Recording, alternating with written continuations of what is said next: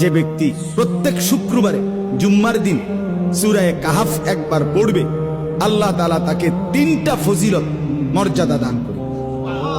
নবীজি সাল্লাল্লাহু আলাইহি সাল্লাম বলছেন, 1 নাম্বার, এই সূরা পুরাটা যে পড়বে শুক্রবার দিন, আল্লাহ তাআলা তার জমিন থেকে মানে তার পায়ের নিচ থেকে 7 আসমান পর্যন্ত তার জন্য পুরাটা জায়গা নূর আলোকিত করে দিবে।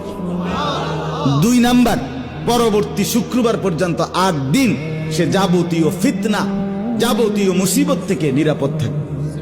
3 নাম্বার, পরবর্তী 8 দিন যদি দাজ্জালও বের হয়, আল্লাহ তাকে দাজ্জালের ফিতনা থেকে রক্ষা করবে।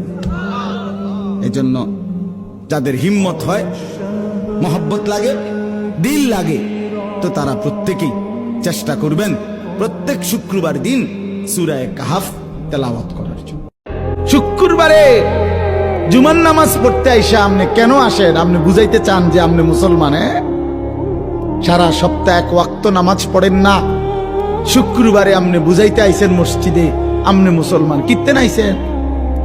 আপনি মুসলমান বুঝানোর জন্য শুক্রবারে আসার তো দরকার না। আপনার না ভোটার আইডি কার্ড আছে তো, আর কি? এই ফালতু কিত্তা গাইলা?